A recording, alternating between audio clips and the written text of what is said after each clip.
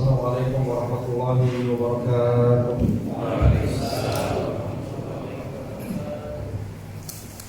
Alhamdulillahi nahmaduhu wa nasta'inuhu wa nastaghfiruh wa na'udzu billahi min shururi anfusina wa min sayyiati a'malina. May yahdihillahu fala mudilla lahu wa may yudlil fala hadiya lahu. Asyhadu an la ilaha illallah wahdahu la syarika lahu wa asyhadu anna nabiyyana Muhammadan 'abduhu wa rasuluhu la nabiyya wa la rasula ba'dahu. Allahumma salli ala nabiyyina Muhammadin wa ala alihi wa sahbihi wa man walah. Ya ayyuhalladzina amanu taqullaha haqqa tuqatih wa la tamutunna illa wa antum muslimun. Amma ba'du. Fa inna ahsana kalami kalamullah wa khairal hadi hadi Muhammadin sallallahu alaihi wasallam.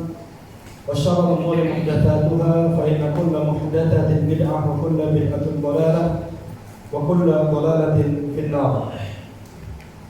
Alhamdulillahirrabbilalamin. Pertama-tama yang paling utama, mana kita panjatkan puji syukur kita kepada Allah Rabbul Jalal wal Ikram yang telah memberikan nikmat yang sangat begitu banyak kepada kita semua. Alhamdulillah atas nikmat yang Allah Subhanahu wa taala berikan kepada kita pada pagi hari menjelang siang hari ini. Alhamdulillah kita masih bisa merasakan nikmat dan kehidupan. Alhamdulillahirrabbilalamin, kita bisa bernafas, mampu untuk bergerak dan mampu untuk melakukan aktivitas sebagaimana biasanya. Ini merupakan nikmat yang besar dari Allah Subhanahu wa taala kepada kita semua. Semoga Allah Subhanahu wa taala senantiasa berikan kepada kita nikmat sehat walafiat, dijauhkan dari segala macam penyakit, virus, keburukan dan lain sebagainya. Dan semoga Allah Subhanahu wa taala senantiasa berikan kepada kita keistiqomahan untuk melakukan talabul ilmi, mencari ilmu dan beribadah kepada Allah Subhanahu wa taala sesuai dengan sunnah Rasulullah sallallahu alaihi wasallam. Kemudian setelah mengucapkan mengucapkan pujian kepada Allah Subhanahu wa taala, tidak kita lupakan salawat dan salam tercurahkan kepada Nabi kita Nabi besar Muhammad sallallahu alaihi wasallam beserta para keluarganya, para sahabatnya serta para sunnahnya hingga akhir zaman. Ikhwan fillah rahimani wa rahimakumullah. Alhamdulillahirrabbilalamin. Dan sekali pada hari ini kembali kita bisa duduk bersimpuh di masjid ini, Masjid Asy-Syakirin, dari mana insyaallah taala pada hari ini kita akan talabul ilmi atau mencari ilmu. Dari mana insyaallah taala pada hari ini kita akan menjelaskan tentang kitab sifat salat Nabi sallallahu alaihi wasallam. Yang dimana alhamdulillahirrabbilalamin kita bersyukur kepada Allah Azza wa Jalla yang masih berikan kepada kita keluar waktu dari waktu sibuk kita. Alhamdulillah kita bisa meluangkan waktu kita untuk bersama-sama duduk bersimpuh mempelajari hadis Nabi sallallahu alaihi wasallam, melewati pelajaran tentang sifat salat Nabi sallallahu alaihi wasallam. Dan pada pertemuan terdahulu sudah kita menjelaskan, sudah kita mulai pembahasan dalam kitab ini. Bahkan alhamdulillah sudah 2 pertemuan yang kita lakukan untuk membahas kitab ini. Yaitu alhamdulillah sudah kita jelaskan tentang bersuci sutra. Demikian pula meluruskan shaf, berdiri tatkala kita itu berniat, dan berdiri niat dalam hati, takbiratul ihram. Demikian pula kesalahan-kesalahannya ya. Jadi takbiratul ihram itu ada kesalahan-kesalahannya. Di antaranya adalah menggabungkan 2 lafaz takbir. Memisahkan antara lafaz takbir Allah Akbar. Yang kedua adalah apa yang dipanjangkan, yaitu huruf A-nya, Allahu Akbar. Yang ketiga adalah dipanjangkan huruf Ba-nya, Allahu Akbar. Maka ini kata Imam An-Nawawi la yasih takbiruhu, takbirnya tidak sah. Maka takbiratul ihram ini merupakan rukun di antara rukun salat. Maka tatkala kita itu tidak benar dalam takbiratul ihram, maka salat kita tidak sah. Alhamdulillah sudah dijelaskan untuk hal ini. Demikian pula sudah kita menjelaskan pula tentang takbiratul ihram itu adalah lakukan dengan cara kita berdiri. Tidak boleh takbiratul ihram itu lakukan dengan selain berdiri, kecuali bagi orang yang tidak mampu dia untuk berdiri. Maka ini perlu sebagai peringatan, warning buat kita semua, khususnya tatkala kita ini sedang ingin ikut salat berjamaah sedangkan kita masbuk. Kemudian kita takbirnya hanya sekali takbiratul ihram. Maka terkadang tatkala makmum atau imam ini sudah ruku, kemudian lantas kita terburu-buru dan mengatakan takbiratul ihram langsung Allahu Akbar, maka salat kita tidak sah. ya sholat tidak sah. Karena takbiratul ihram itu wajib dalam keadaan kondisi kita berdiri. Nah, sehingga ada dua pilihan. Yang tatkala kita masuk, imamnya itu sudah rukuk, maka yang pertama adalah kita takbir sekali, Allahu Akbar, takbiratul ihram, kemudian kita rukuk langsung. Atau kita takbirnya dua kali, takbiratul ihram, Allahu Akbar, kemudian takbir kembali, takbir intikam, Allahu Akbar. Ya, ini adalah takbir yang rukuk.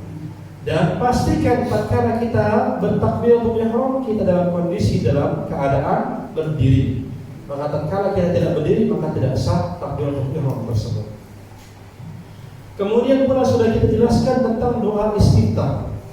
Jadi mana dalam mazhab Syafi'i itu sendiri adalah fal yataqayyad, atau hendaklah seorang itu untuk memilih doa istiftah yang ada, jangan dirangkai. Kalau kita ingin Allahu Akbar kabira, cukup sampai wa asyira. Kalau wajah tu, maka boleh sampai ya wa ana minal muslimin, kata Imam An-Nawawi. Bahkan lafaz yang diajukan oleh beliau bagi imam, karena imam itu jangan lama-lama, maka beliau itu mengajukan untuk membacanya adalah dari kalimat wajah tu sampai kalimat wa ana minal muslimin, sampai situ. Jadi alhamdulillah sudah kita jelaskan pula. Kemudian sudah kita jelaskan tentang isti'adah. Jadi mana isti'adah itu yang wajib adalah lakukan setiap di awal sholat sebelum membaca Al-Fatihah, rakaat pertama saja. Ya, rinciannya sudah kita jelaskan pada pertemuan terdahulu. Alhamdulillahirabbil alamin. Masih ingat? Wah, lupa ya, sebulan soalnya kan. Jadi kan sebulan, sehari aja udah lupa ya. Kalian ya, rumah kita langsung hilang semua itu ya, rontok. Aja. Kemudian kita jelaskan juga tentang baca Bismillahirrahmanirrahim, tentang tatkala kita baca Al-Fatihah. Maka Nabi mensyiarkannya tatkala beliau menjadi imam, dan sudah kita jelaskan walaupun kita memilih mensyiarkan, tetap kita itu membaca kalimat Bismillah dengan sir. Dan walaupun kita ini memilih Al-Fatihahnya itu kalimat basmalah Bismillahirrahmanirrahim bukan bagian dari Al-Fatihah, sebagaimana pendapat sebagian para ulama kita, ya, di antara ulama terkenal Syekh Shalih Al-Utsaimin rahimahullah taala, para ulama yang mengatakan kalimat Bismillahirrahmanirrahim bukan bagian dari surat Al-Fatihah, tetap dianjurkan untuk dibaca tatkala kita mengerjakan sholat. Ini sudah dijelaskan pada pertemuan tadi. Sampai mana sih kemarin kita? Amin sudah nomor 15. Belum. Al-Fatihah saja ya, atau ya, barang-barang. Ya, kemarin kita jelaskan sampai baca Al-Fatihah. Kemudian kesalahan baca Al-Fatihah itu ada dua. Masih ingat? Kata Imam An-Nawawi, yang pertama adalah tidak memberikan hurufnya, sifat hurufnya. Ya, yang dimana kita misalkan mengatakan an'amtu, an'amta menjadi an'amtu, salahlah salat kita. Ya, kita tidak membawakan hurufnya dengan benar, padahal kita bisa. Maka ini tidak sah sholat kita. Kita bisa, tapi kita nggak melakukan. Berbeda kalau kita emang nggak bisa, atau kita masih belajar, dalam kondisi belajar sekarang masih belum bisa berubah. Misalnya contoh pada lahjah kita, Bismillahirrahmanirrahim, ra, Bismillah ra aja. Atau Alhamdulillahirabbil alamin. Ngalamin apa? Alamin, kan kadang seperti itu sampai kesal kita mau seperti ini. Ada lahjahnya juga. Maka tatkala kita masih belajar tidak masalah. Namun kalau kita sudah belajar, sudah tahu, sudah bisa, kemudian kita tidak mendatangkan, maka sholat kita tidak sah. Yang kedua adalah kurang apa? Tasdidnya. Jadi mana Al-Fatihah itu ada berapa tasdid? Ada 14 tasdid, kata Imam An-Nawawi. Apabila satu tasdid saja tidak dibaca, maka Al-Fatihahnya itu tidak sah. Ya, ada 14. Kalau Bismillahnya dikencangkan, ya ada 14. Demikian ya. Itu bagi orang-orang yang mampu. Adapun kalau nggak mampu, ya dia la yukallifullahu nafsan illa wus'aha. Yaitu ya Allah itu tidak memberi seorang kecuali sesuai dengan kesanggupannya. Alhamdulillah kemarin sudah dijelaskan masalah ini. Ini kita hanya sekedar murojaah. Ya, poin yang ke-15 halaman ke-20 ya, kitabnya atau kita ini. Setelah kita itu ya membaca Al-Fatihah dan diakhiri dengan waladdallin, maka mengatakan amin. Dan tidak perlu ada tambahan-tambahan yang lainnya. Walaupun dalam hadis riwayat Imam Al-Baihaqi ya dikatakan dalam hadis Wa'il bin Hujr, beliau rahimahullah taala mengatakan annahu sami'a Rasulullah sallallahu alaihi wasallam hina yaqul wala ghairil maghdubi alaihim waladdallin qala rabbighfirli amin. Dalam hadis ini dikatakan Wa'il bin Hujr mengatakan, Wa'il bin Hujr ini sahabat Nabi sallallahu alaihi wasallam yang banyak meriwayatkan hadis tentang salat. Beliau mengatakan bahwasanya aku pernah mendengar Nabi sallallahu alaihi wasallam ketika mengatakan waladdallin, beliau mengatakan rabbighfirli amin. Ya, maka Allah Ta'ala ala wa'ala ini ada hadisnya, hadis yang lemah. Bahkan sebagian para ulama kita itu mengatakan hadithun munkar. Kalau hadis munkar ini hadis yang lemah menyelisihi hadis yang kuat, itu hadis munkar, semi palsu kalau hadis. Jadi ada yang namanya hadis syadz. Hadis syadz itu hadis kuat menyelisihi hadis yang lebih kuat, syadz namanya. Ada yang namanya hadis munkar, keterlaluan ini, yaitu hadisnya lemah menyelisihi hadis yang sahih. Jadi mana hadis yang sahih adalah Bukhari Muslim. Jadi mana Nabi mengatakan wa idza ya qala waladdallin qalu amin. Apabila imam mengatakan waladdallin, katakanlah langsung amin. Nah, sehingga Allah Ta'ala ala cukup kita untuk mengamalkan hadis yang dipastikan kesahihannya saja. Ya, yang bahkan dilakukan oleh Syaikhain Muslim sama Bukhari. Jadi mana Nabi tanpa ada mengalafazkan rabbighfirli amin. Ya, jadi cukup kita katakan waladdallin, kita katakan apa? Amin, tanpa ada tambahan macam-macam rabbighfirli wali terus panjang. Ya, cukup aja kita waladdallin. Tinggal copy paste aja sebenarnya kita ya. Copy paste yang lebih ya, tikoh lebih kuat tanpa ada penambahan lafaz yang lainnya. Ya, jadi kita hanya mengatakan amin sebagaimana lafaz yang masyhur dikatakan para ulama, karena memang hadis yang ada tambahan lafaz rabbighfirli ada hadithul munkar atau hadis yang dikatakan munkar atau yang berisi hadis sahih sebagaimana dikatakan oleh Imam Al-Ghazali dan para ulama yang lainnya. Allah Ta'ala. Nah, kemudian kita mengucapkan amin setelah membaca Al-Fatihah. Nabi SAW mengucapkan amin dengan keras pada salat jahriyah, diikuti oleh makmum hingga masjid bergema. Ya, jadi maksudnya di sini adalah, jadi tatkala kita ini menjadi imam atau salat sendiri atau menjadi makmum, tetap baca amin, tetap baca amin. Jadi jangan makmumnya baca doang waladdallin, kemudian amin imamnya diam aja. Tidak. Tapi dikatakan dalam kitab ini Nabi SAW mengucapkan amin. Ini sebagaimana yang dikatakan ya dalam ya hadis riwayat Imam Al-Bukhari, dikatakan qala Nabi SAW, idza ammana al-imamu fa aminu, apabila imam mengucapkan ya idza ammana al-imam fa aminu, apabila imam itu mengucapkan amin, maka katakanlah amin. Wa kana Rasulullah sallallahu alaihi wasallam yaqulu amin. Dan Nabi sallallahu alaihi wasallam walaupun beliau jadi imam, tetap beliau mengatakan amin. Ya, jadi ini dianjurkan buat siapapun. Demikian pula tatkala kita salat sendiri, tetap kita baca amin. Ingat lafaznya yang bagus, yaitu amin. Ya, hanya panjang, minnya panjang. Ya, kalau qiraah yang penting adalah aminnya hanya panjang, minnya panjang. Itu dia. Secara qiraah silakan nanti dipelajari tentang bagaimana apakah doa atau yang lain kalimat min ini. Ya, amin.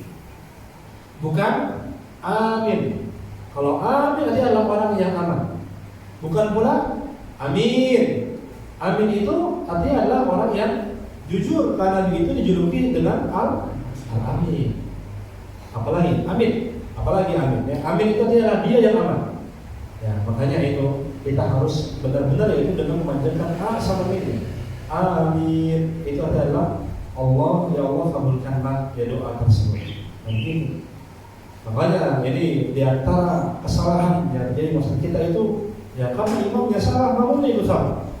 Apa contohnya? Imamnya baca apa yang cepat-cepat, Ya, Bismillahirrahmanirrahim, amin, kan gitu kan? Salah semua gitu. Ya, amin, apaan tuh amin? Ya, amin, apalagi seperti itu. Maka kita katakan aminnya yang benar. Amin, ya, amin. Maka inilah yang tatkala kita membaca amin, ya setelah baca Al-Fatihah. Kemudian pula lakukan dengan cara yang keras. Ya, dilakukan dengan cara yang keras. Jadi jangan malu baca amin. Dengar, angkat suaranya, tapi sesuai dengan huruf kebiasaan. Jangan pula teriak amin, jangan juga kayak bocah-bocah kecil gitu. Bocil-bocil jangan.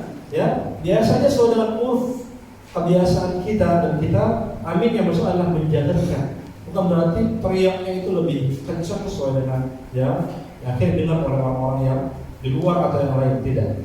Dikatakan dalam hadis riwayat Imam Al-Baihaqi dan juga Imam Ibnu Hibban dan juga para ulama yang lainnya dikatakan dari Atha bin Abi Rabah dikatakan adraktu mi'ataini minas sahabah. Aku pernah bertemu dengan 200 orang sahabat. Idza qala imam, apabila imam mengatakan walad dhalin rafa'u aswatahum bi amin. Maka mereka pun ketika imam mengucapkan walad dhalin, maka mereka pun mengangkat suaranya tatkala mengucapkan amin, sehingga bacaan amin itu dikencangkan, bukan malah dipelankan. Amin. Nah, tapi dikencangkan sesuai dengan ada isyarat tidak. Amin, ya, yang penting adalah terdengar. Demikian. Lantas kemudian tatkala kita menjadi imam, aminnya apa? Apakah aminnya itu setelah makmum? Apakah sebelum makmum? Ataukah bareng sama makmum atau bagaimana? Karena juga sudah kita jelaskan ya, bahwasanya di antara pembatal salat adalah al-muwafaqah atau sama dengan imam. Yang kedua apa? Al-musabaqah, mendahului imam. Yang ketiga adalah al-mudalah atau terlalu lambat dari imam. Maka ini 3 hal yang bisa membatalkan salat. Nah, jadi imamnya makmum atau aminnya imam atau aminnya makmum kapan? Ya, apakah dia itu harus nunggu imam mengatakan amin? Maka memang dalam lafaz hadis Nabi sallallahu alaihi wasallam dikatakan idza ammana al-imamu fa'aminu. Apabila imam mengucapkan amin, maka katakanlah amin. Jadi dalam hadis ini makmum ngomong aminnya kapan? Setelah imam. Amin. Amin. Di sini begini enggak? Atau pernah melihat masjid seperti ini? Wah, ini yang sunnahnya begini hadisnya. Apabila imam mengucapkan amin, maka aminlah kalian. Nah, sebenarnya bagaimana? Ataukah makmum tuan? Ya, amin, amin baru imam seperti itu. Maka kita katakan adalah dilakukan dengan cara bareng-bareng. Imam sama makmum aminnya bareng. Sebagaimana Ibnu Qudamah Al-Maqdisi rahimahullahu taala beliau pernah mengatakan tentang hal ini dalam kitabnya Al-Mughni. Beliau mengatakan yakuna ta'minul imam wal ma'mumin fi waqtin wahidin muwafiqan li ta'minil malaikah. Beliau rahimahullahu taala mengatakan dan hendaklah imam aminnya imam, demikian pula aminnya makmum dalam satu waktu. Semoga ini bertepatan dengan aminnya malaikat. Karena tatkala kita ini bareng dengan aminnya malaikat dan utama apa? Diampunkan dosa oleh Allah Subhanahu wa taala.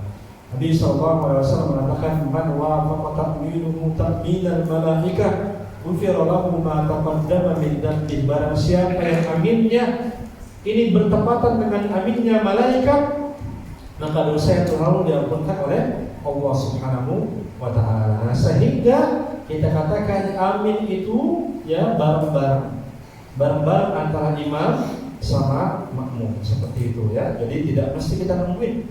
Ya, kalau nungguin nanti nggak ada yang amin. Ya, imamnya nungguin, makmumnya nungguin. Batas semua akhirnya. Ya. Bingung juga mereka melakukan apa.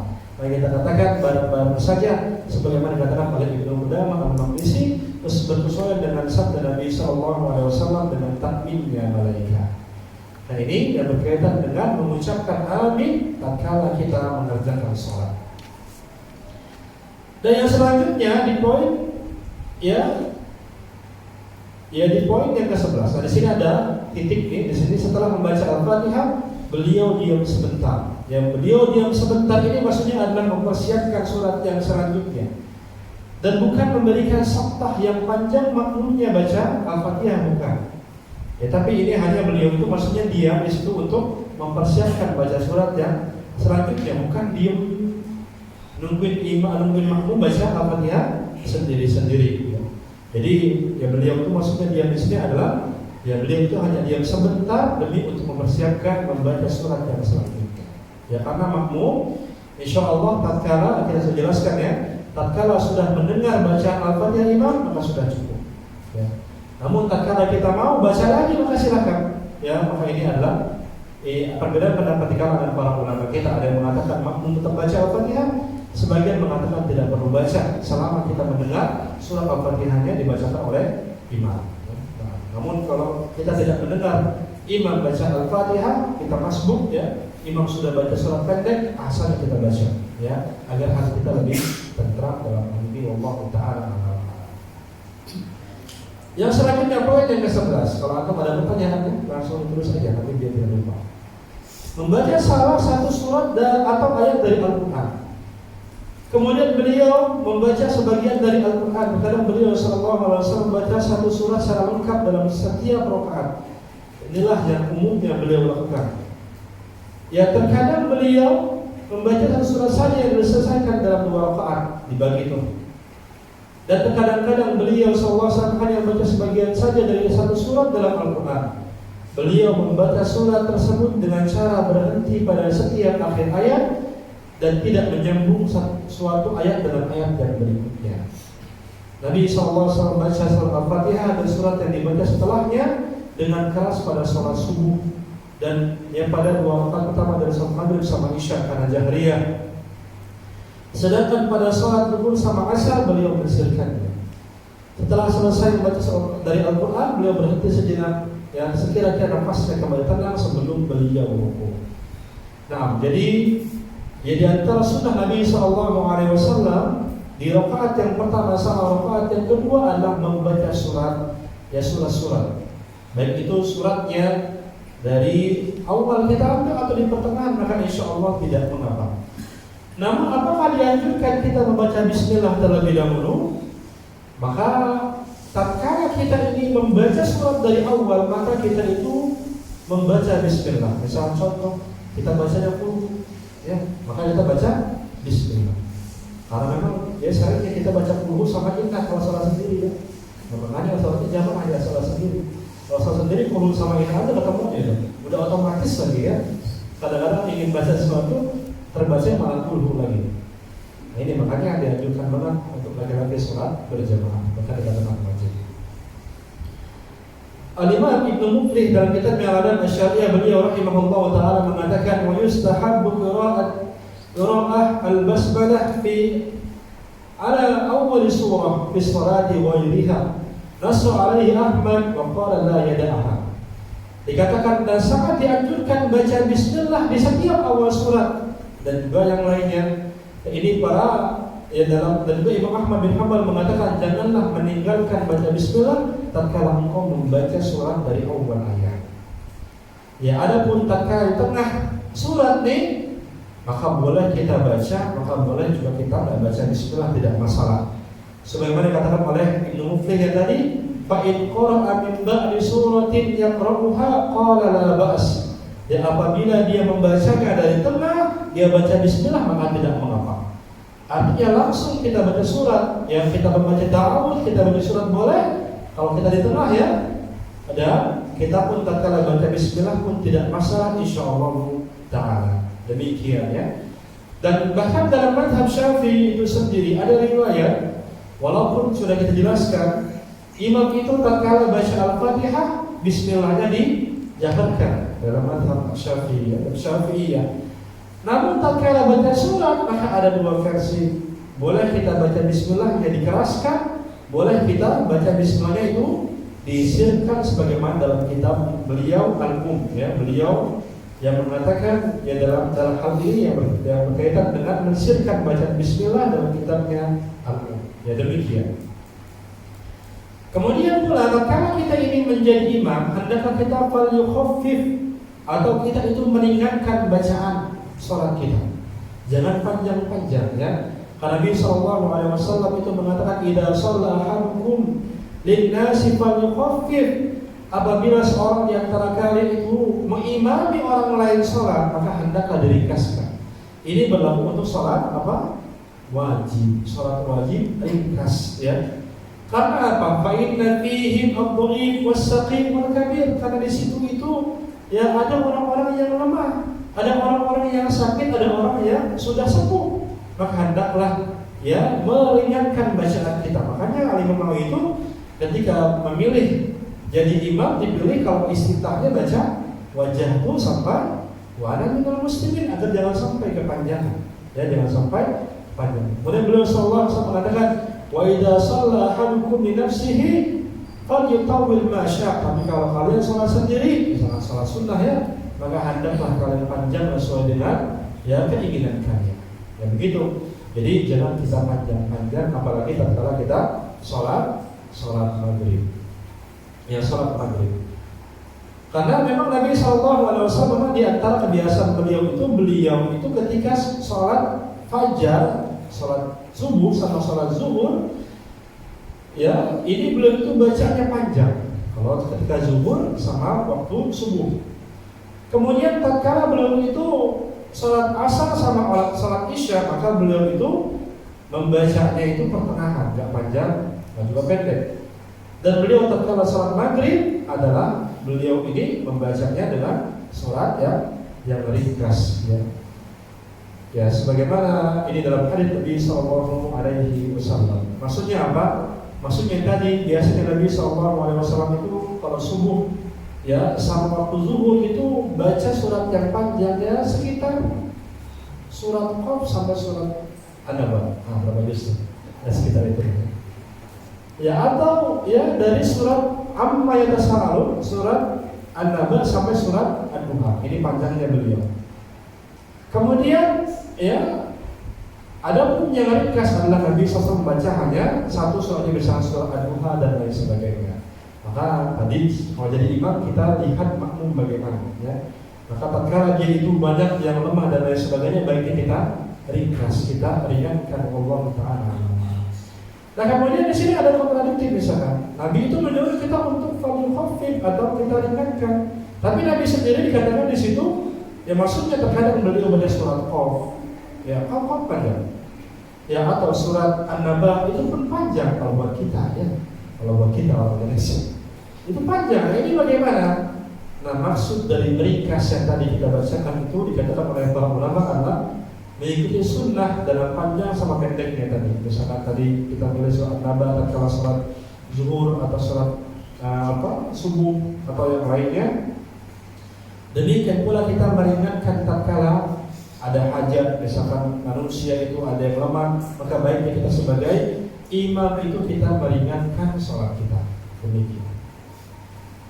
Kemudian pula ya kita juga ambil pelajaran dari kitab ini, diperkenankan pula kita membaca surat yang sama tatkala kita ini sholat, misalkan zuhurnya kulhu misalkan ya, rakaat pertama. Kemudian rakaat kedua apa? Kulhu lagi misalkan. Maka secara keabsahan maka tidak masalah insyaallah taala. Karena apa? Di zaman Nabi SAW ada seorang dari Juhainah mengabarkan kepada Nabi SAW ada orang yang sholat subuh bacanya idazun. Surah apa itu idazun? Zajalah, bukan ijajul ya. Ijajul jilatil bukan.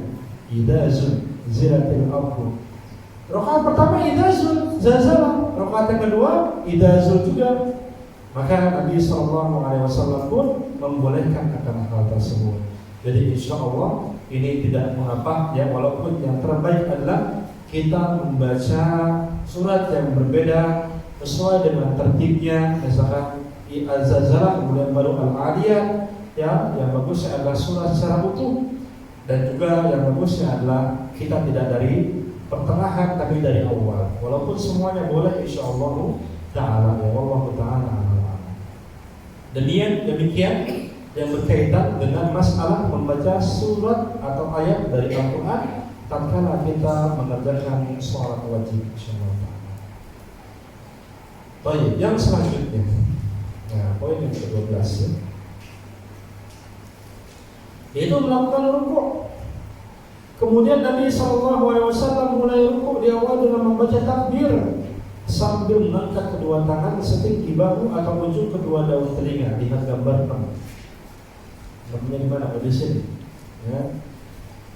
Jadi sebagaimana yang sudah kita jelaskan, Nabi SAW itu mengangkat tangannya adalah hadwa mankibai, sejajar dengan bahu atau sejajar dengan telinga. Ingat ya, tatkala kita takbir itu yang dilihat apa? Telapak tangan kita menghadap ke arah kiblat. Tangannya gimana? Begini? Begini? Allah, begini? Oh begini? Ya, tidak merapatkan, tidak pula kita membentangkan, biasa aja. Kemudian hanya sejajar dengan dua. Yang pertama bahu, sama yang kedua adalah telinga. Itu dalam hadis Nabi SAW, yang lainnya tidak ada. Maka tidak ada ya ceritanya sejajar dengan ginjal. Allah. Ada kita lihat minimalis pengertian ini. Ini apa Pak? Apa ini? Lambung? Nah, adanya di sini sama di sini. Ya. Dan juga yang perlu kita perhatikan tangan kita aja udah. Yang lain tidak perlu. Ini sudah kita jelasin ya. Jadi nggak mesti kita fokus sama ini atau sama sini. Kadang terlalu berlebihan. Allah, ini ngapain dimajuin? Nggak ada hubungannya. Atau ininya dikerasin. Oh, nggak ada. Udah ini aja kayak biasa seperti itu. Tidak perlu bulu dalam sholat ya. Sebagaimana yang disampaikan oleh Sebenarnya. Jadi beliau ini ya, jadi intinya tatkala udah seperti ini ya. Sama juga tatkala kita jelaskan ya, tatkala misalnya tasyahud akhir. Tasyahud akhir itu nggak ada hubungan sama kepala. Jadi nggak perlu kita sengajain begini. Ngapain Pak begini? Nggak ada hadisnya. Yang miringnya karena memang posisi kita aja seperti itu, jadi miring. Kan kalau dimiringin sengaja banget tidak boleh.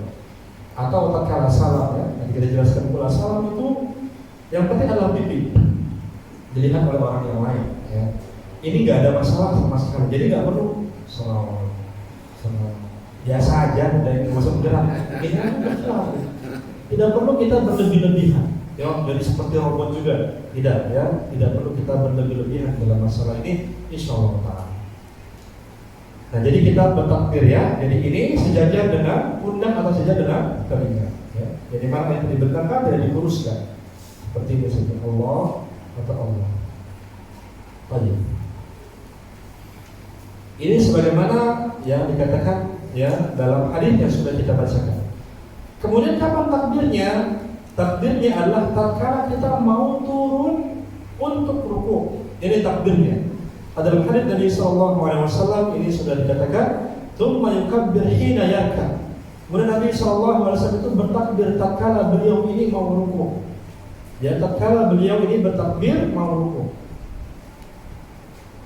Jadi takbirnya ini kalau kita mau turun, ya, maka ini adalah yang paling afdal. Jadi bukan tatkala kita berdiri, Allahu Akbar, tapi tatkala kita mau turun, Allahu Akbar. Bisa punya gambarnya? Bisa ya? Bisa dipraktekin ya? Bisa insyaallah. Jadi ya ini langsung kita ketika angkat tangan belum bertakbir, kemudian lantas ketika kita turun, Allahu Akbar. Paham ya? Nah inilah yang afdal. Nah kemudian lantas bagaimana kalau kita takbirnya ketika berdiri? Dan ingat, takbirnya berdiri itu adalah haknya takbir apa namanya? Takbiratul ihram, itu berdiri. Sedangkan takbir yang lain haknya bukan berdiri. Nah sehingga para ulama kita seperti Al-Imam Al-Mardawi dalam kitabnya Al-Insaf beliau mengatakan, qala, jadi katakan, wa in syara'a fihi qablahu fawaqa ba'dahu kharijan anhu fahuwa katarkihi. Beliau rahimahullah ta'ala mengatakan, sehingga tatkala seorang itu takbir dalam keadaan ruku dan menggabungkan dia itu berdiri sama mau turun ruku, maka sama seperti dia tidak ruku, salatnya tidak sah. Ya, ini kata Imam Al-Mardawi dalam kitabnya Al-Insaf. Jadi ketika kita bertakbir ini, ya Allahu Akbar, kita sudah menggabungkan dua pekerjaan, dua gerakan. Yang pertama berdiri, yang kedua adalah seperti ini, Allahu Akbar, maka ini salah. Bahkan sebagian para ulama kita menghukumi orang yang sholatnya seperti itu tidak sah. Maka pastikan kita tatkala takbir ruku itu kita takbirnya setelah mengangkat tangan. Paham? Tahu gambarannya? Angkat tangan dulu. Allahu Akbar. Paham ya? Inilah yang dilakukan Nabi SAW. Bahkan para ulama kita pun ya, ada sebagian mereka mengatakan bahwa kata orang yang takbir rukuknya dia itu ketika berdiri sama seperti dia tidak rukuk. Dia tidak dapat rukuknya karena dia tidak menunaikan haknya dengan cara yang benar. Ini kata Imam Al-Barbahari rahimahullah. Nah terus bagaimana dalam kita? Nah kita kan seringnya begitu. Ya, mungkin yang dahulu seperti itu kita. Ya, jadi imam, makmum dan lain sebagainya. Maka Allah Ta'ala ala wa'ala yang tepat adalah bahwasanya dikatakan oleh Syekh Muhammad bin Shalih Al-Utsaimin ini adalah perkara tasyadud atau perkara yang berlebih-lebihan, kata beliau. Ya. Dan juga ini bisa menghasilkan masyaqqah atau kesulitan yang dilakukan oleh orang yang sholat. Jadi misalkan orang itu, bahkan beliau mengatakan a'immatul juhala, di antara imam-imam yang jahil, karena imam yang bodoh adalah yang dimana harus gerakannya itu sesuai dengan takbirnya. Maksudnya Allahu Akbarnya, R-nya itu langsung sampai ke lutut, harus sampai gitu. Kalau enggak sah. Ya, tadi seperti dikatakan oleh Imam Al-Barbahari, beliau mengatakan ini adalah tasyadud atau berlebihan. Maka kita katakan sholat sah, sholatnya sah insyaallah ta'ala orang yang takbirnya dari berdiri Allahu Akbar. Tapi yang lebih utama adalah takbirnya kapan? Tatkala kita turun untuk ruku. Ya seperti itu. Karena para ulama kita berbeda pendapat tentang keabsahan seorang yang dia ruku atau takbir tatkala dia masih berdiri. Maka ya, para ulama kita bersepakat juga tentang keabdalan orang yang takbir rukunya itu tatkala dia turun untuk melakukan ruku. Ya, jadi ini perlu kita juga prakteknya belajar lagi nih ya. Kadang kita karena udah kebiasaan ya, dan langsung aja Allahu Akbar. Tidak, harusnya Allahu Akbar. Paham ya? Angkat tangan dulu, baru setelah turun kita katakan Allahu Akbar. Demikian. Ini yang berkaitan dengan takbir untuk turun ke rukuk. Nah kemudian lantas ya posisi anggota tubuh ketika rukuk, yaitu membungkuk dan meletakkan tangan di atas lutut. Ya sebagaimana dalam buku ini. Jadi mana ya dikatakan di sini ketika setelah bertakbir kemudian makmum di belakang beliau mengikutinya dengan membaca takbir dan mengangkat tangan mereka. Lakukan pula bila seorang salat sendirian. Inilah yang ditunjukkan oleh sunnah. Dia mengikuti pendapat orang yang melarang untuk mengangkat tangan. Ya karena riwayat yang mensunahkan mengangkat tangan sudah masyhur. Jadi justru yang dalam hadits Nabi Sallallahu Alaihi Wasallam ada empat nih waktu momen kita mengangkat tangan. Apa? Hati. Yang salah satunya ini. Yang satunya ini itu tatkala kita rukuk ya dalam hadits riwayat Imam Al-Bukhari. Jadi ini sudah masyhur. Nah sehingga orang yang tidak mengatakannya maka jangan kita ikuti itu karena menyelisih sunnah Nabi Sallallahu Alaihi Wasallam. Walaupun memang ya sah saja sholat ini, namun baiknya agar kita angkat tangan karena riwayat yang masyhur yang berkaitan dengan hal ini. Demikian. Ya tadi posisi yang tubuh ketika ruku yang pertama adalah membungkuk dan meletakkan tangan di atas lutut, di lutut langsung ya. Ya sebagaimana dalam hadits Nabi Sallallahu Alaihi Wasallam dari Abu Humaid As-Sa'di, Ana kuntu ahfadukum di salati Rasulullah Sallallahu Alaihi Wasallam. Aku adalah orang yang paling dekat dengan salatnya Nabi Sallallahu Alaihi Wasallam. Kemudian apabila beliau bertakbir maka beliau itu mengangkat tangannya sampai ke sejajar dengan pundaknya. Dan kemudian ketika beliau melakukan ruku angkara yadaihi min rukbatayhima, dan beliau pun ketika ruku mengangkat tangannya dan lantas beliau pun membungkukkan badannya. Ini dalam ya poin nomor 7 di sini gambarnya, membungkukkan punggungnya dengan meratakan, kepalanya juga rata dengan punggungnya tidak mendongkak dan tidak juga terlalu menunduk. Seandainya bahkan wadah berisi air diletakkan di punggungnya, niscaya wadah itu akan diam atau tidak tumpah. Ini adalah rukuk yang sempurna insyaallah taala, yaitu tatkala seorang itu dia ya rata dalam punggungnya. Maka kita belajar untuk bisa. Walaupun saya belum bisa-bisa sampai sekarang, jujur, ada Allah musyafah. Coba nggak bisa-bisa, masih aja seperti unta ya, dan masih kecil, bukan di tapi nggak bisa-bisa. Tapi kita harus untuk belajar karena apa? Sunnah Nabi SAW seperti ini. Dan juga kepala kita ini lurus, bukan mendongak ke atas atau ke bawah seperti ini, sesuai dengan gambar nomor 7 ini. Di mana beliau SAW di sini memantapkan kedua tangannya pada kedua lututnya dengan bertumpu pada keduanya, sedangkan jari jemarinya dibentangkan, tidak dikepalkan, ya, dibentangkan. Beliau menjauhkan mengangkat kedua tangannya dari pinggangnya. Ini bisa kita lihat ya gambarnya seperti ini. Ya, jadi gambarnya nomor 8, nomor 9. Jadi ini seperti ya orang atau seperti mencengkram tangannya itu dan membuka. Beda sama takbir. Kalau takbir tadi nggak buka, nggak lurus, tapi dia pertengahan.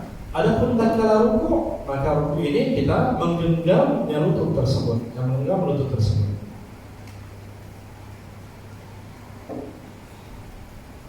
Dari kitab ini terkadang beliau menamakan rukunya, beliau mengingkari orang yang menyepelekan rukun-rukun sholat. Nah, ini kita harus benar-benar belajar tentang ruku, walaupun kita terbatas, tetap kita harus mempelajarinya. Beliau SAW melarang orang yang rukunya dan sujudnya seperti burung gagak yang langsung nempel langsung balik lagi, ya begitu. Ya. Ruku langsung tidak, sujud langsung duduk dan bersujud tanpa tumaknina. Karena saking gerakannya terlalu cepat dan tidak tumaknina, ya. Dan inilah yang memang ya anjuran Nabi SAW tatkala kita ruku, yaitu tangan kita ini mencengkram dan itu kepala tidak mendongak. Sebagaimana hadis dari Abu Humaid As-Sa'di yang tadi kita bacakan, Nabi SAW itu ketika ruku beliau ini yang menurunkan atau beliau ini ya membungkuk, dan kemudian pula beliau ini ya tangannya menempel di lututnya dan mencengkram, dan juga tidak mengangkat kepalanya, demikian pula menurunkan kepalanya. Ini ya Nabi SAW. Dan kemudian lantas bagaimanakah orang itu dikatakan rukunya sudah sah, ya rukunya sudah sah, maka dikatakan rukunya sudah sah. Kata Imam An-Nawawi, aqallahu an yanhani bihaitsu tanalu rahatahu rukbatayhi. Beliau mengatakan bahwasanya batas minimal ruku adalah ketika seorang ini menunduk dan tangannya itu sudah menyentuh rukbatayhi atau menyentuh lututnya dan meletakkannya secara sempurna, maka ini sudah sah insyaallah ta'ala. Sehingga ketika kita usia sepuh ya, tidak mampu kita ruku dengan benar karena memang sudah untuk usia misalkan, tapi tangan kita sudah menyentuh ya, kemudian walaupun tidak lurus, maka insyaallah ini tidak mengapa. Kata Imam An-Nawawi rahimahullah ta'ala, itu tatkala kita ini dalam keadaan ruku. Ya, demikian yang disampaikan oleh beliau rahimahullah ta'ala. Dan beliau mengatakan apabila tidak seperti itu, maka sholatnya tidak sah, tanpa ada pendapat di kalangan kami. Jadi rukunya itu ya udah begini aja tanpa menempelkan ya, kemudian nunduknya hanya sedikit, maka ini tidak sah. Ya demikian.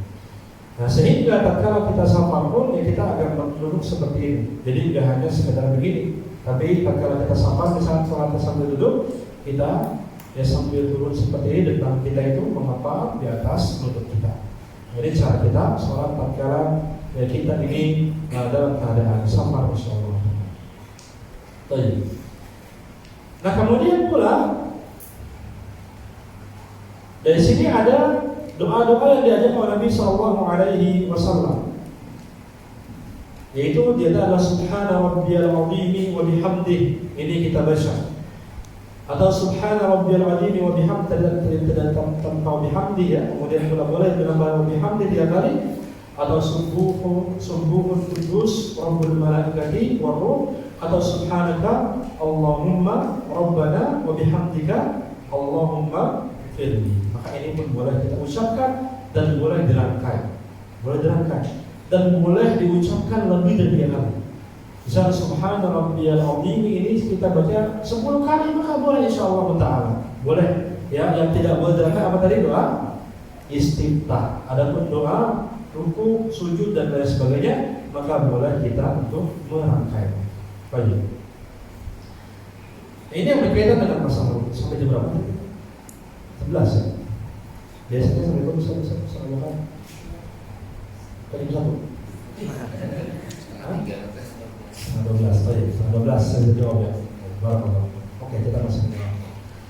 Nah kemudian tatkala kita ini masbuk, tatkala kita masbuk, yang pertama adalah orang mendapatkan rakaat dengan imam adalah tatkala dia ikut ruku bersama imam. Sebagaimana dalam hadis Abu Bakar, bahwasanya dia itu pernah datang ke masjid, kemudian di belakang masjid masuk ke dalam pintunya, kemudian para sahabat Nabi SAW itu sudah ruku, kemudian akhirnya beliau pun langsung ruku dan sambil jalan. Nah sambil jalan kesal. Kemudian Nabi SAW mengatakan, siapa yang melakukan ini? Abu Bakar. Nabi pun mendoakan, ya, zalakallahu hirsa wala ta'un. Semoga Allah Subhanahu wa taala berikan ya semangat untukmu wahai Abu Bakar, tapi jangan kamu ulangi. Maksudnya apa? Bukan berarti Abu Bakar salatnya enggak sah. Karena kalau enggak sah pasti Nabi nyuruh untuk ulangi salatnya atau tambah rakaat. Tapi enggak. Nabi malah mengatakan jangan diulangi, maksud jangan terburu-buru seperti ini, sambil jalan sambil ruku. Nah, berarti enggak baik. Nah, maka ini termasuk ketergesa-gesaan. Nah, sehingga Nabi itu melarang hal tersebut. Ya, namun orang yang mendapati imamnya ruku, kemudian lantas dia ruku, maka dia sah salatnya atau tidak mendapatkan rakaat pada pada hal tersebut insyaallah taala. Dengan catatan imamnya masih ruku dan tangannya masih mengepal imam. Kalau tangannya sudah diangkat seperti itu, maka kita enggak dapat ruku. Paham? Jadi imamnya masih ruku nih, kemudian alhamdulillah masih kepal juga ke lututnya, kemudian kita pun ikut sampai kita nempel, imam nempel kita dapat. Tapi kalau kita ruku, kita nempel imamnya, baru menempel imamnya sudah ngangkat, maka kita enggak mendapatkan ruku tersebut. Ya, sebagaimana ini adalah yang tadi kami sampaikan dari pendapat Imam An-Nawawi tadi. Ya, jadi sehingga kita mendapatkan rakaat bersama imam dipastikan imam itu sudah ruku dan masih ruku dan masih menempel tangannya di lututnya. Kalau sudah tidak nempel maka kita tidak mendapatkan rakaat. Nah, terus bagaimana kalau kita ragu-ragu? Waduh, saya ikutan imam aja. Tapi ini kira-kira dapat enggak ya? Maka tatkala ragu-ragu dikatakan oleh ya Al-Imam Al-Qaljubi dalam kitab Ihasya Al-Qaljubi wa Umairah, ini adalah ya fikihnya kitab fikih Syafi'i, yaitu penjelasan dari kitab Al-Muhalli, Jalalain Al-Muhalli, dari kitab Al-Hajj Talibin Al-Nawawi. Beliau rahimahullah ta'ala mengatakan malau adrakal imam raki'an, ketika seorang ini mendapatkan imam itu sudah ruku, wa syakka hal adrakal ruku ma'amu awla, dan kemudian dia pun ragu-ragu nih, waduh saya dapat ruku apa enggak nih, imamnya masih nempel apa enggak nih tangannya, innahu la tuhsab lahu rak'ah, maka tidak dihitung rakaat. Ya, jadi tatkala kita ragu-ragu nih, wah kita dah ruku nih, tapi imam tadi kira-kira masih nempel enggak dapat. Kalau kita ragu-ragu maka kita katakan ini enggak dapat rakaatnya, maka kita nanti tambah ya, atau kita ya ketika imam sudah selesai kita bangkit kembali untuk menyempurnakan rakaat tersebut. Nah, ini yang berkaitan dengan masalah hukum Allah Taala. Baik. Ya, ini masalah hukum. Kita cepatin aja ya.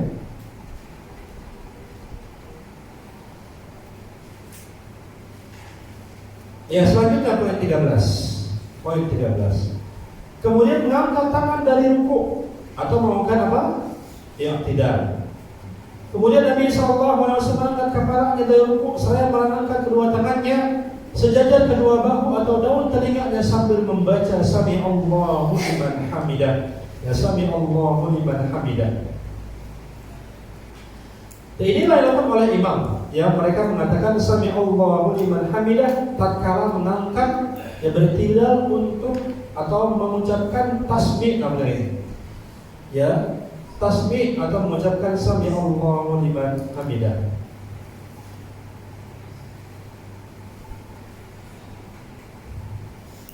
Nah kemudian kapan kita mengucapkan tasbih? Kalau kita sholat sendiri atau menjadi imam, maka tasbih itu kita ucapkan adalah tatkala kita itu bangkit dari ruku dan bukan saat kita berdiri. Jadi tatkala misalnya kita ruku, sami Allahu liman hamidah, salam. Ya, tapi tatkala kita bangkit, sami Allahu liman hamidah, Rabbana wa lakal hamd. Jadi seperti itu. Jadi kita itu mengucapkan tasbih sami Allahu liman hamidah bukan tatkala berdiri, tapi tatkala kita bangkit dari ruku. Bahkan tadi yang keterangan dari Al-Imam An-Mawardi mengatakan bahwasanya seorang yang dia mengucapkan tasbih yang padahal tasbih itu dilakukannya ketika berdiri, ini bukan haknya, maka bahwa katarki sama seperti dia tidak iktidal, sehingga sholatnya tidak sah. Ya, ini kata beliau dalam kitabnya. Tapi yang tepat Allah alam, ini tidak masalah. Namun yang lebih afdal, yang lebih utama adalah kita melakukan tasbih, mengucapkan sami Allahu liman hamidah tatkala kita itu bangkit dari ruku. Ya, ini seperti yang ada dalam kitab ini ya. Kemudian ini beliau baca ketika menjadi imam, ucapan sami Allahu liman hamidah. Ya, jadi demikian ya. Jadi tatkala kita sholat sendiri atau menjadi imam, kita itu tasbihnya itu tatkala mau atau tatkala bangkit dari ruku. Sami Allahu liman hamidah, kemudian Rabbana wa lakal hamd. Ya, sebagaimana dalam hadis Abu Hurairah dikatakan, "Tsumma yaqulu sami Allahu liman hamidah hina yarfa' sulbahu min ar-raf'ah." Abu Hurairah mengatakan Nabi SAW mengucapkan tasbih sami Allahu liman hamidah ketika beliau angkat tubuhnya dari ruku. Tsumma yaqulu wa huwa qa'iman Rabbana lakal hamd. Kemudian beliau pun yang mengucapkan tahmid, ini tahmid namanya. Rabbana wa lakal hamd namanya adalah tahmid. Yaitu tatkala beliau itu berdiri sempurna. Jadi Rabbana wa lakal hamd ini adalah dilakukan tatkala berdiri sempurna. Ya, sebagaimana dalam hadis dari Al-Bukhari dan juga Imam Muslim. Karena tadi ya, kalau sami Allahu liman hamidah dilakukan ketika berdiri, bahwa kata fihi, ya khawatir kita itu meninggalkan iktidal kita nggak dianggap, ya, atau ruku kita nggak dianggap itu, karena kita memasukkan tahmid ada tasbih bukan pada tempatnya. Demikian ya. Nah kemudian lantas ini dilakukan oleh imam. Ini beliau baca ketika menjadi imam dan sholat sendiri. Kemudian beliau berdiri tegak dengan sempurna dan mengucapkan Rabbana wa lakal hamd. Dan juga terkadang beliau mengatakan ya dengan doa yang lain, Ahlul Thana wal Majdi. Kemudian yang lain sebenarnya sangat begitu banyak ya. Dan kemudian yang di halaman yang ke-27 Nabi SAW tidak mensyariatkan makmum untuk mengucapkan sami Allahu liman hamidah ya. Tidak mengucapkan sami Allahu liman hamidah. Jadi memang ini adalah perbedaan pendapat para ulama kita tentang sholat ya menjadi makmum. Kalau sholat sendiri sama sholat menjadi imam kita paham tadi. Tasbihnya apa? Tatkala kita bangkit dari ruku. Tahmidnya apa? Tatkala kita berdiri sempurna. Nah, kalau kita jadi makmum bagaimana? Apakah kita mengucapkan tasbih sami Allahu liman hamidah? Maka para ulama kita berbeda pendapat ya. Maka bisa tulis di sini ya, hukum tasbih sama hukum tahmid. Adapun kalau kita sholatnya munfarid, menggabungkan keduanya. Ini kesepakatan para ulama. Kalau kita sholat sendirian, kita gabungkan tasbih sama tahmid. Tadi ya, sami Allahu liman hamidah, Rabbana wa lakal hamd. Ini adalah kesepakatan para ulama kita tentang sholat sendiri, yaitu menggabungkan tasbih sama tahmid. Kemudian adapun makmum, adapun imam, maka di sini imam berbeda pendapatnya. Adapun sebagian para ulama kita mengatakan imam itu hanya mengucapkan tasbih tanpa tahmid. Ada yang mengatakan yang lain, seperti dalam ulama Syafi'iyah mengatakan tasbih sama tahmid bagi imam. Jadi pendapat yang pertama, imam itu hanya sekedar sami Allahu liman hamidah, sudah enggak apa-apa lagi. Ada yang mengatakan sami Allahu liman hamidah, Rabbana wa lakal hamd. Ini yang yang benar insyaallah taala, yaitu imam itu mengucapkan sami Allahu liman hamidah dan mengatakan Allahumma rabbana atau rabbana walakal hamd sebagaimana dalam hadis Nabi sallallahu alaihi wasallam yang Nabi itu lakukan. Nah, kemudian bagi makmum bagaimana?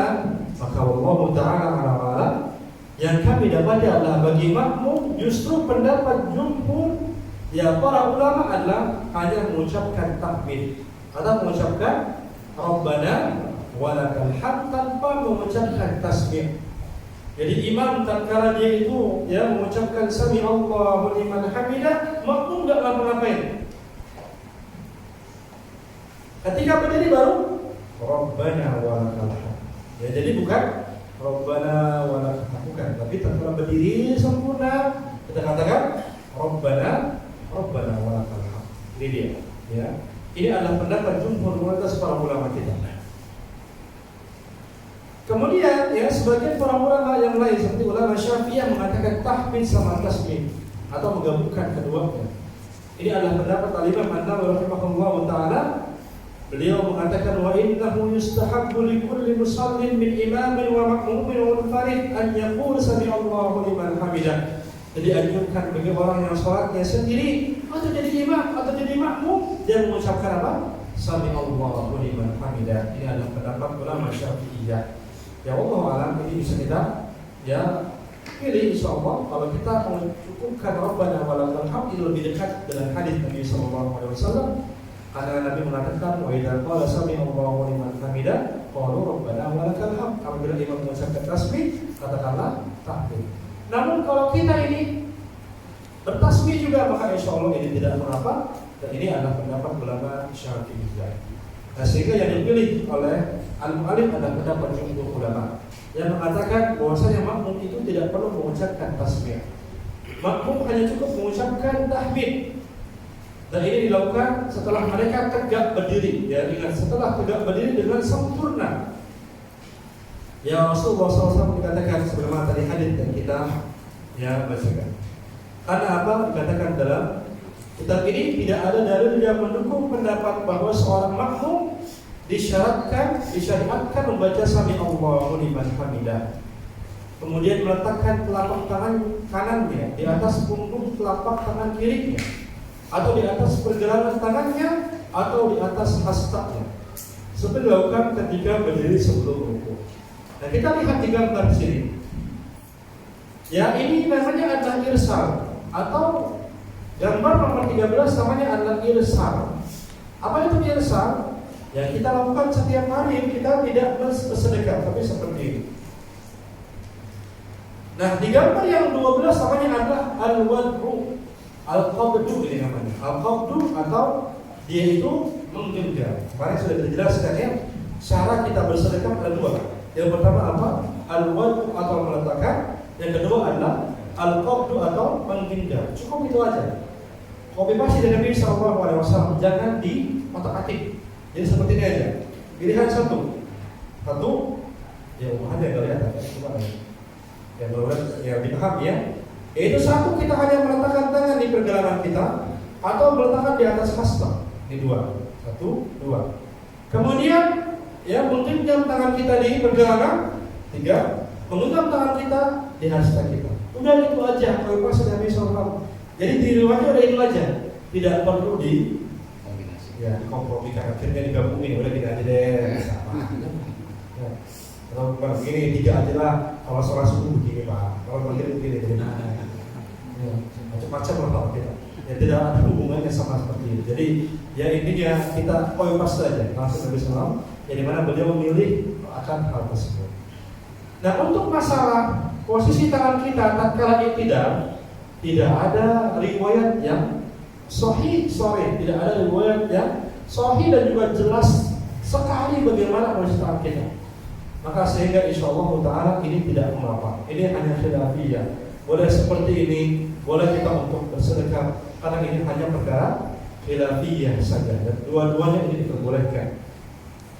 Ya sebagaimana dikatakan oleh Ibnu Hajar Al-Haytami dalam kitabnya Al-Fatawa Al-Kubra, beliau mengatakan alladzi dalla alaihi kalam an-Nawawi fi syahri al-Muhaddab annahu yad'u yadayhi fil ibtida'. Ya. Dan ya, adapun pendapat ini tidak masalah jika memang dia itu irsal atau seperti ini. Namun Al-Imam An-Nawawi itu dia itu memilih adalah irsal saja seperti ini, tidak meletakkan tangannya di atas atau tidak bersedekah ya.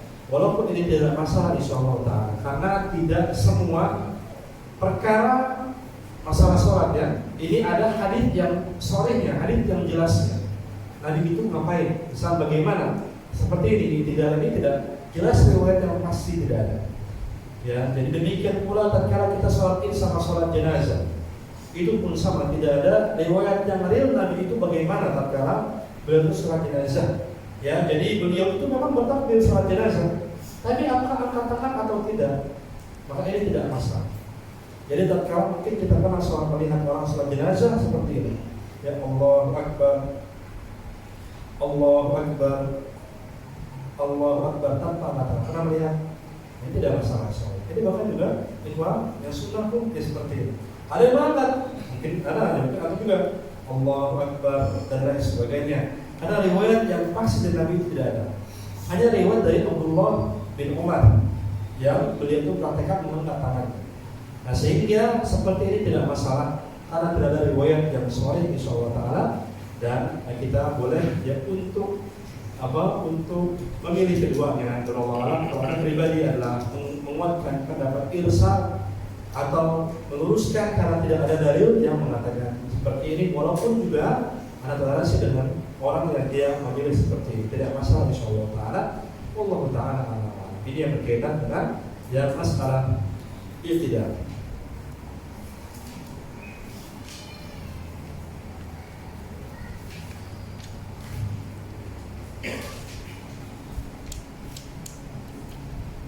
Baik, mungkin ini mungkin yang kita sampaikan pada hari ini karena sujud ini cukup panjang juga. Karena insyaallah ta'ala nanti kita akan jelaskan pula tentang turun untuk sujud. Apakah mendahulukan tangan ataukah mendahulukan lutut ya, nanti kita jelaskan. Demikian pula takbirnya apa ya, demikian pula bagaimana posisi kepala kita. Kemudian pula bagaimana tatkala tempat salat itu tidak rata ya, terlalu naik. Bagaimana tatkala kita sujud itu pakai peci menutupi ya dahi kita atau yang lainnya ya, bagaimana kita sujudnya itu di atas karpet, boleh atau tidak, maka sangat begitu panjang dan berkaitan dengan masalah sujud ini. Maka Allah pada waktu yang sedikit lagi 15 menit tidak akan cukup untuk bahas ini yang panjang. Kita jelaskan insyaallah di pertemuan yang selanjutnya di nilai ta'ala. Alhamdulillah kita sudah hampir setengah dari kita ini kita jelaskan. Barakallahu fikum. Silakan ingin bertanya baik yang berkaitan dengan materi atau luar materi untuk ditanyakan. Apabila mungkin ya karena kita pertemuannya jauh sebulan, maka tidak masalah kalau tanya masalah sujud, masalah ini. Kalau kemarin kan saya jelasinnya, saya jawabannya 5 bulan selanjutnya ya. Kalau ini jawab ya, karena tidak terlalu jauh, insya Allah kita ya, jawab yang secara global ya. Ya monggo silakan pemahatnya yang ditanyakan. Baik berkaitan dengan materi atau luar materi silakan. Karena masih ada waktu sekitar 40 menit.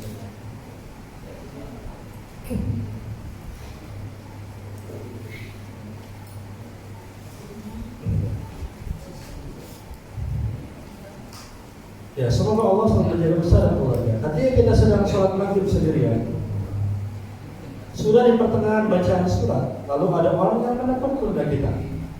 Bagaimana bacaan kita Ustaz? Harus mengulang atau langsung menjalankan bacaan tanpa mengulang bacaan? Dan di antara fikih yang tadi ditambahkan di beberapa fikih, di antara fikih yang tidak dijelaskan kaifiatnya adalah tentang memberikan isyarat kepada orang yang kita ingin jadikan imam. Nggak ada tuh misalnya kalau ditepuk itu nggak ada. Atau ngomong Pak jadi imam ya Pak, nggak ada juga. Atau dengan menempel tidak ada, maka ini tidak masalah. Kita tepuk atau kita langsung berdiri samping kanan yang insya Allah tidak mengapa, langsung kita lakukan hal tersebut. Nah kemudian kita ini melakukan sholat maghrib sendirian, maka tatkala kita sholat maghrib sendiri kita berikan haknya, yaitu tetap kita mengeraskan suara kita. Walaupun hukumnya jahar sama sir ini hukumnya sunnah saja. Artinya tatkala kita sholat isya, sholat maghrib sendirian kita nggak menjaharkan, tidak masalah. Atau imamnya lupa, ya dia itu mesirkan bacaan sholat maghrib, disirkan, tidak perlu susah, tidak masalah sama sekali insyaallah. Nah jadi tatkala kita mungkin mensirkan, kemudian ada orang yang datang kepada kita menepuk pundak kita, yang kita lakukan adalah kita bisa untuk menjaharkan bacaan tersebut atau kita diam, maka tidak masalah insyaallah taala. Namun yang terbaik adalah kita menjaharkan dari awal, ya. Dan tatkala seperti kita jaharkan ini pun diperbolehkan saja. Ya Allah taala ala dan tidak perlu untuk mengulang bacaan kita. Apalagi baca Al-Fatihah. Jadi kalau Al-Fatihah jangan diulang, ya. Karena ketika kita baca Al-Fatihah diulang, menandakan kita ini sedang dalam keadaan syak atau ragu-ragu. Nah, sehingga para ulama kita itu, ya, banyak yang mengatakan pula ini tidak sah dia Al-Fatihahnya dalam kondisi ragu-ragu. Seperti itu. Jadi udah langsung aja terus. Ya demikian. Allah taala.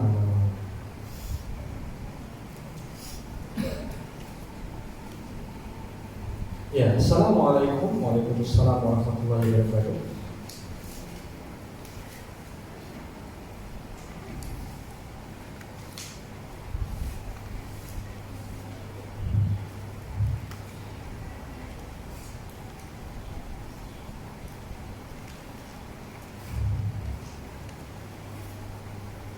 Ustaz, sebagian orang ada yang berpendapat bila ketinggalan basmalah dianggap tidak dapat rakaat pada saat imam baca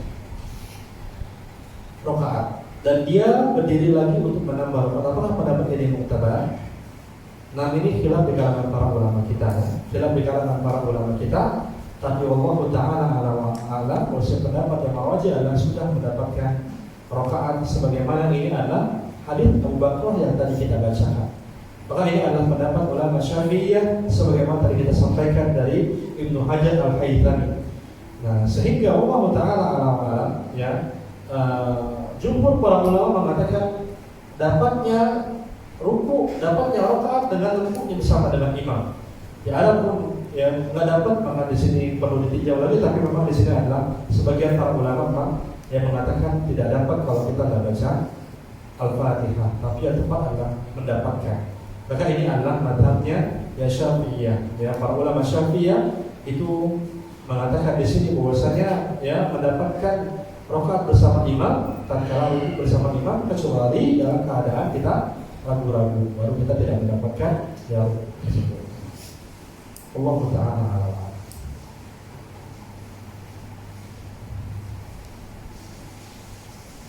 Assalamualaikum waalaikumsalam warahmatullahi wabarakatuh. Bagaimana ketika setelah membaca sami Allahu liman hamidah lalu membaca Rabbana walakal hamdu hamdan katsiran thayyiban mubarakan fih? Apakah diperbolehkan atau tidak? Nah, ini diperbolehkan insyaallah taala. Diperbolehkan. Maka ada hadis Nabi sallallahu alaihi wasallam dari Al-Imam Al-Bukhari bahwa Nabi sallallahu alaihi wasallam mengatakan, "Ra'aitu bid'ah wa talatina malakan." Aku melihat, kata Nabi sallallahu alaihi wasallam, ada 37 malaikat yang berlomba-lomba untuk menulis kebaikan orang ini. Nah, sehingga ini adalah riwayat yang maksur insyaallah taala, demikian riwayat yang masyhur dari Nabi sallallahu alaihi wasallam tentang doa i'tidal yang tadi kita bacakan. Jadi apa yang di buku hanyalah sampel beberapa redaksi doa, tapi tidak semua doa disampaikan dalam buku ini. Allah taala. Ya, saya ada lagi yang mau nanya bahasa kertas atau yang lain dalam pesan WhatsApp, baik ya sekarang untuk untuk tentang sholat atau apa yang lain.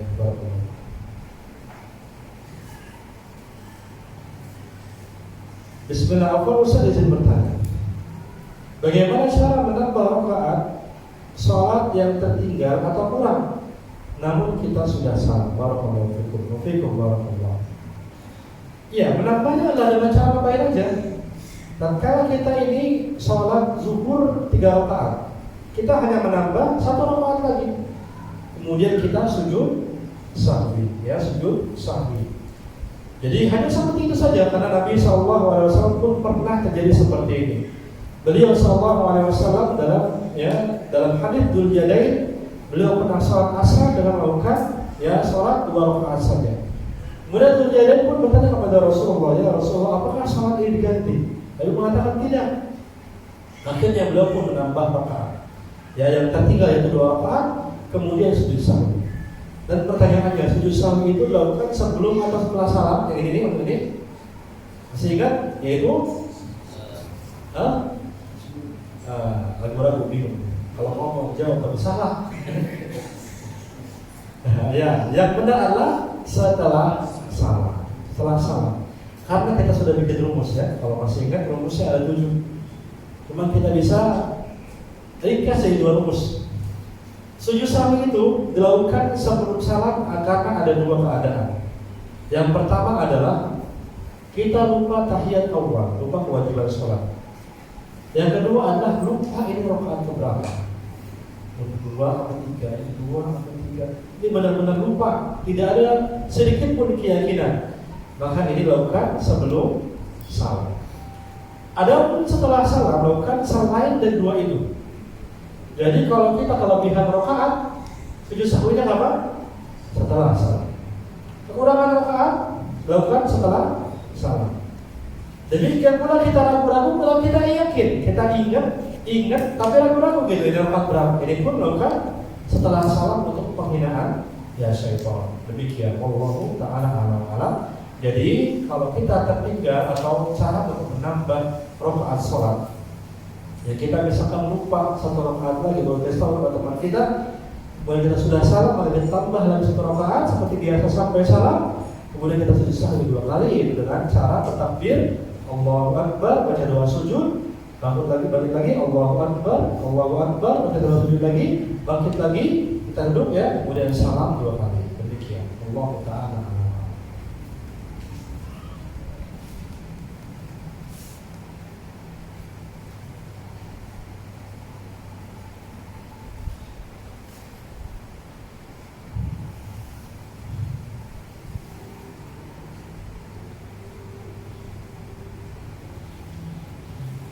Assalamualaikum Waalaikumsalam warahmatullahi wabarakatuh. Bagaimana ketika bacaan imam, terutama Al-Fatihah, ada beberapa yang salah, misalnya A sama A, alif sama A.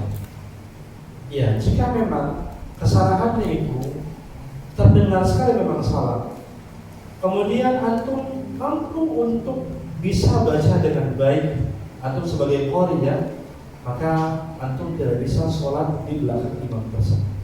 Kalau memang benar imam salah, kalau memang antum cari kesalahan baru itu tidak diperkenankan. Tapi kalau imam itu salah benar, bacaannya alamin dibaca alamin, ini fatal nih. Karena alam itu adalah alam semesta alam. Kalau alam itu adalah penyakit. Ya Rabbil Alamin adalah doa atau Tuhan penyakit, maka ini salah ini. Maka tatkala antum bisa, antum yakin ini salah, antum bisa untuk baca ain, bisa membedakan mana A mana ain, maka antum tidak sah pada sholat berjamaah tersebut.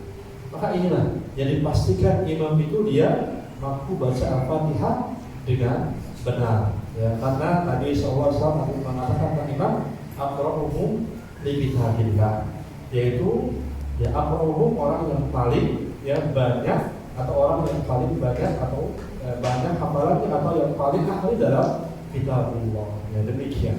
Ya jadi ini kalau kita mampu.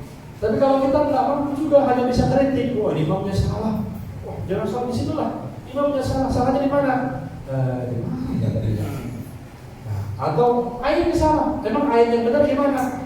Ini sama aja kalau gitu, dia juga salah. Maka ini tetap sah salat tersebut ya pada imam tersebut. Wallahu ta'ala a'lam.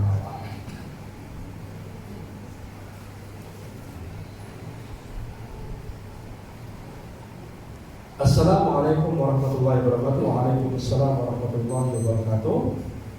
Ustaz, tatkala kita bangkit dari rakaat yang kedua, apakah kita menjadi ketika kita menjadi masbuk, apakah kita mengangkat tangan atau tidak? Ini ya jauh ya, tapi kita jelaskan karena kita cukup lama jalannya.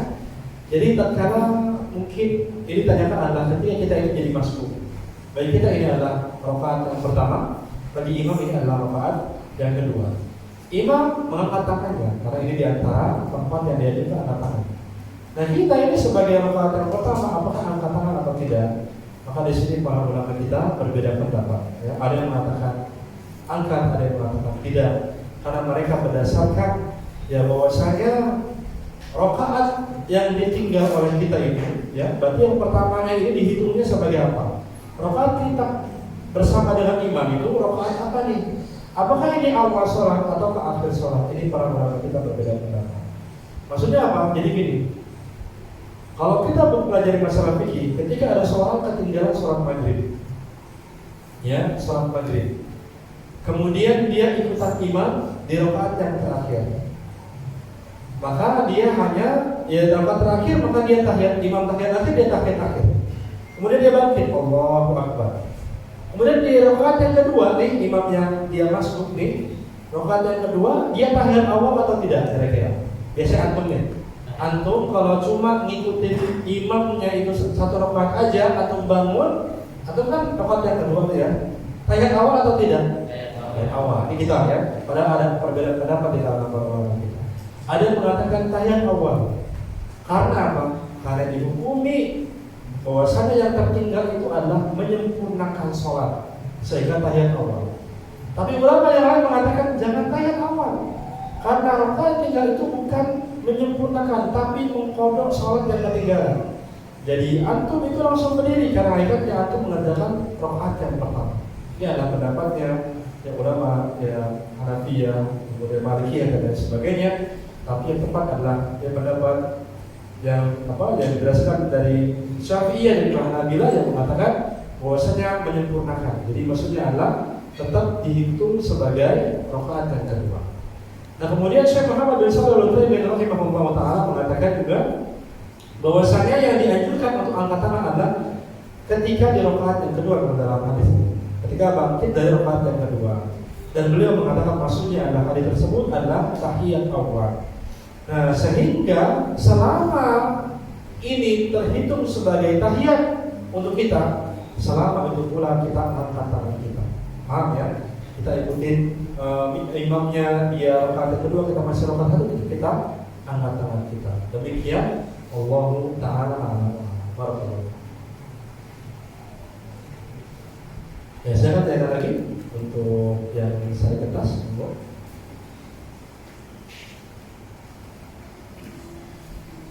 Assalamualaikum waalaikumsalam warahmatullahi wabarakatuh. Saya jelaskan ketika jadi imam membedakan bacaan. Kriteria panjang pendek itu bagaimana ya? Seberapa? Surat apa yang termasuk surat panjang dan juga surat pendek? Karena aku merhatiin barakallahu. Ya, adapun Syekh Muhammad bin Shalih Al-Utsaimin tadi kita bacakan bahwasanya maksud dari panjangnya surat Nabi itu yaitu ketika Nabi membaca surat Qaf sampai surat An-Naba. Itu surat-surat itu adalah surat-surat yang panjang.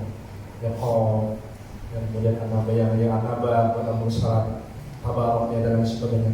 Memang surat yang panjang. Kemudian surat yang pertengahan adalah dari surat An-Naba sampai surat Ad-Duha.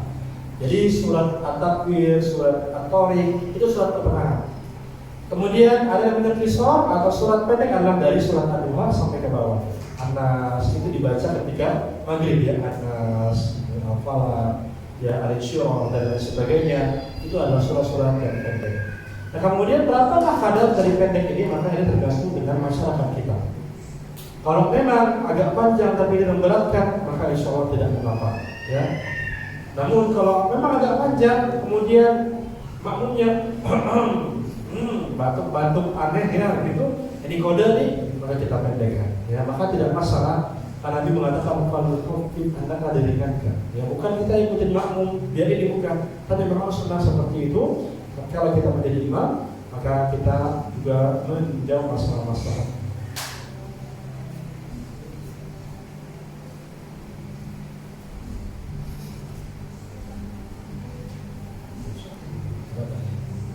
Ya, tidak ada yang lain.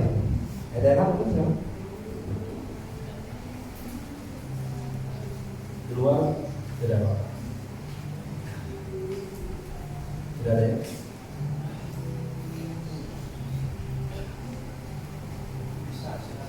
Ya, silakan. Saya mengalami ketika baca amin ada yang nggak kedengeran amin itu boleh nggak? Ya, baca amin. Mungkin suaranya begitu berarti. Pas ngomong, oh gitu kan. Tapi pas dia ambil, dia imut. Amin. Barakallah. Nah, ini menjadi sunnah Nabi SAW. Jadi yang dianjurkan adalah mengeraskan bacaan amin kita. Ya, amin seperti itu, jadi benar. Jadi ada dikir-dikir terkala kita sholat ya, takbir dan lain sebagainya, itu ada batas minimal. Batas minimal dikir, baca Quran, takbir dan lain sebagainya, itu adalah kata Syekh ini adalah minimal harus menggerakkan bibir. Jadi kalau kita baca Quran nggak menggerakkan bibir, ya itu nggak disebut sebagai baca Quran. Bisa Pak? Alhamdulillah udah. Kalau gitu kan enak banget kita. Kota berapa kali udah dari bulan puasa? Nggak boleh. Harus digerakkan minimal bibir, harus disebut tadi sebagai membaca. Demikian pula berdoa kepada Allah Subhanahu Wa Taala. Ya minimal kita gerakkan bibir, bukan di hati.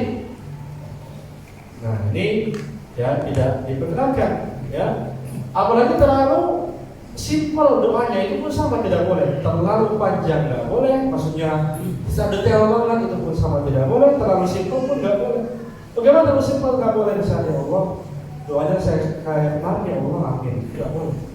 Atau didetailkan misalkan ya Allah saya pengen ini ya bayar mobil warnanya begini nomornya begini ini ya ini tidak perlu memang seperti itu. Ya karena ini terlalu detail masalah berdoa yang kalau kita mengatakan hukum kemakruhan ya juga sampai detail seperti itu.